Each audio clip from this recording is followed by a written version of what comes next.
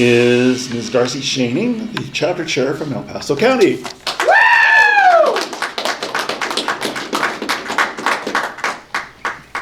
Hello, everyone.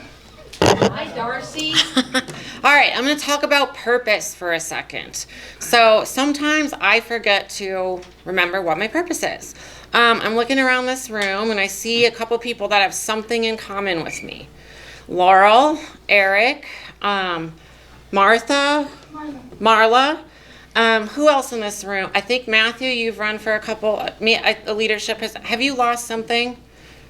Okay. So, what did you want to do, Laurel, in the days after the election, after you lost? What did I want to do? Yeah. March on Washington. I wanted to lay in my bed and watch Netflix. What'd you want to do, Eric? I wanted to spend time with my family, but it hurt. So It hurt. Yeah. Hurt. I put $25,000 into an election for a town of 8,000 people. Everyone said, Darcy, you're going to be the top vote getter. Like, you're all over social media. You have nothing to worry about. I had something to worry about. I lost. And it wasn't the first time I've lost something. I wanted to go home. I wanted to just do nothing. I wanted to give up, like all of us want to do sometimes. But about 6 months before I lost that election, a girl in Monument came to me and she said, hey, I took over Moms for Liberty and I don't really know what I'm doing. Will you take over this chapter? And I said, sure. I had no idea what I was getting into. I was like, what is Moms for Liberty? I'll be honest. That's, as you all know, that's all I know how to do, is be brutally honest. I almost saw it as a burden. I was like, what am I going to do with this? And then the election started wrapping up. I started meeting some people. I met Christy Davis right here, my co-chair. I'm just the face of this. She and a couple others, they do more in this state than most of our elected officials do. I was lucky to meet them. And they were like, hey, you have the right connections, like the election's, over. Let's get this thing going. And as the election came to an end, I started realizing my purpose in Colorado, maybe it wasn't what I thought it was going to be. Maybe instead of sitting at that dais and voting on land use issues, maybe I'm here to help kids. Maybe I'm here to fight for parental rights. And so whatever you believe in, whether it's God, Buddha, the universe, sometimes it just puts you where you need to be. And so right now, I feel like I'm where I need to be. And all of you here in this room, you're here today for a reason. You're here because you love the things you do. You're fighting for your community. You're fighting for the state of Colorado. So what are some of the things that are going on in the state of Colorado? So just in El Paso County alone, we've got 2 schools where teenage girls are changing next to men in the locker room. A 16-year-old and a 17-year-old. The left doesn't want you to know that. The media is not going to cover it. And of course, we've got conservative school boards who are saying there's nothing we can do. There's nothing we can do. There's always something we can do. Biden's executive order is just that. It's an executive order. There are rights of people, just like the trans kid has rights, everybody else has rights too. And we have to always think about everybody's rights. That's what we're here for at the end of the day, right? It's our rights. That's why we're here. We're not a hate group. Listen, the left is putting all over the place. Moms of Liberty is a hate group. Moms of Liberty is a hate group.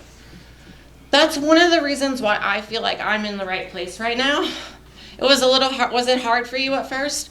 This is Christy's first dive into politics. She doesn't go to county assembly. She doesn't get out there and knock on doors for candidates. She does not get involved in. She's only here for kids. Somebody put a mask on her kids, and that's why she's here. So So back to what I was saying. So we all have a purpose. We've got to do every single thing that we can be doing. You might not always think that you're making a difference. This woman alone was going to school board meetings before Moms for Liberty was a thing. She is rewriting policies. We're not just a sit around and drink coffee kind of group, because at the end of the day, we're all here for a purpose. And the left calling us a hate group, that lets me know I'm meant for this. Not because I'm a hateful person, not because I'm an extremist, but because it's hard for some people to take that. I like it. I personally like it. I thrive on it because it's so dumb. If that's where you have to go to try to discredit parental rights, we get written up in the media Thursday or Friday, Moms for Liberty, El Paso County, they said they fight for parental rights. How dare you? Which is a conservative spin on parents trying to supersede the experts and the teachers. Who is the experts? The mom.